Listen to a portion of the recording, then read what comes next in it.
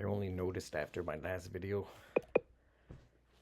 talking about my unit and my life partner and an update for today that my shirt, my sweater or shirt, long sleeve shirt was inside out, or is it outside in, or is it either, because there's two options, they're both accurate.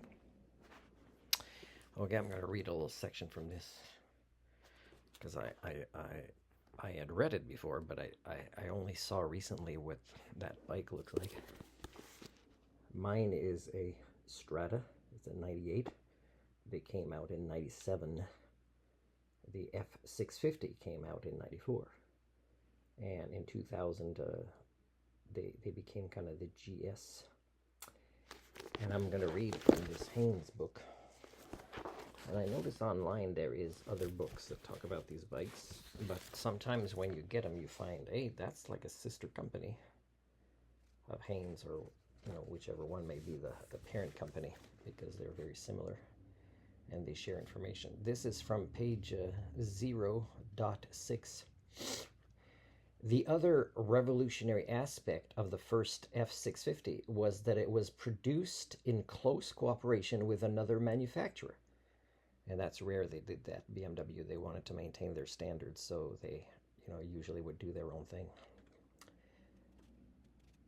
The Italian Aprilia concern, in brackets, this was well before Aprilia became part of the Piaggio group.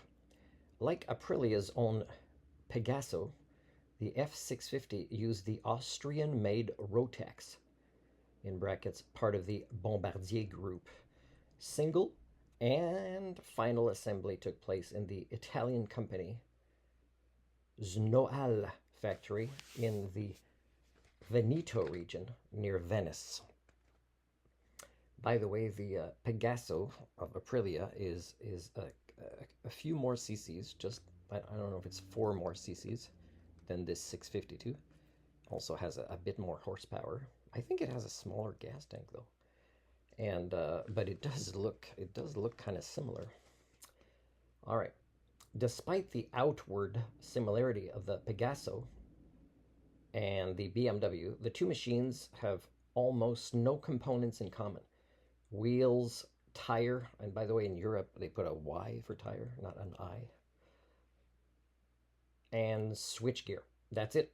Perhaps the most revolutionary aspect of the F650 was its final drive. For the first time, a BMW motorcycle did not have shaft drive. Hearsay of heresies. It had a nasty, messy, inefficient chain. It didn't, by the way, that's kind of, what people were saying. It's not really the way the chain was. It didn't matter. BMW sold over 30,000 F650s in the first 3 model years before introducing the more touring-oriented ST. That's the one I have, the Strada. Seen as a pure roadster, where the original bike, I'm not sure how to pronounce this part, purported to have some off-road capability. Okay, I'm going to read a paragraph higher than this. And by the way, I just found out, giving my SIN number to a lower mainland of BC dealership, not SIN number, VIN number, that yes, it's confirmed. Like the guy that sold it to me, he said the previous owner, or the original owner, was a soldier, a Canadian soldier, and he brought it back from Europe. So this VIN number of my bike is confirmed to be, from Europe, like it was sold in Europe. Of course, they're made in Europe, but it was sold in Europe.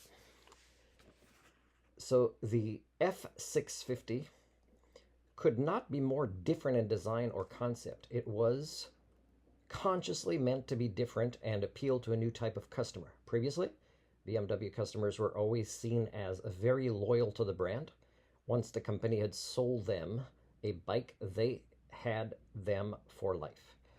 So this is accurate in the sense that that's what I prefer, except BMW hasn't made bikes that I've been interested in for more than a decade. One that I was interested in was the X Country, which is also a one-cylinder 650, but not the same designer engine, but it was more meant to be a dual purpose, and it was very simple the way it was designed, right? Not really meant for touring or things like that. And they're rare. They were sold, I think, only a couple of years, maybe in North America, and it's hard to get. I would trade mine for that, actually, and maybe even kind of put a trailer on it as a way to add a bit of cargo and go on more long journeys. By the way, I would never buy a new BMW of anything, and it's because of their corruption.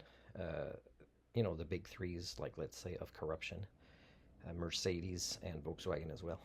And the thing is BMWs are taken care of really well by their owners' motorcycles and not necessarily cars. And also, they're decent. They're pretty decent quality. So that means do your maintenance, and a lot of the engines will easily go over 100,000 kilometers. I'll finish reading this, and then I'll do my final. The only problem was that there weren't enough of them. So the idea of the F650 was to attract new, younger customers who, once they'd sample the high quality of BMW's products and dealer network, would be likely to buy another BM. And BM is written capital B-E-E, capital E-M. We call them that a little bit. Now, when it comes to dealer networks and let's say the website, the Canadian website for BMW motorcycles, is I'm not super impressed. So you kind of lose that over time. You lose quality of customer service. Every brand that becomes famous loses quality of customer service, and then also they'll start losing quality of products, especially if you don't buy their upper end products. Okay, so my own bike, by the way, is a bike that you really won't see anything negative about on the internet. There's many people that still have some, that talk about it, that enjoy them. The Strada or the F650s, and they were just really well designed. It's a one-cylinder with 4 valves, which is good because it has 2 spark plugs. Now mine is giving me an issue right now as soon as I came back from putting fuel at Chevron, which is one of the main villainous corrupted companies destroying the biosphere. By the way, that's where we live. So I usually go for their 94 octane because it doesn't have ethanol, because BMWs are usually made of aluminum engines, and aluminum doesn't do that great with ethanol.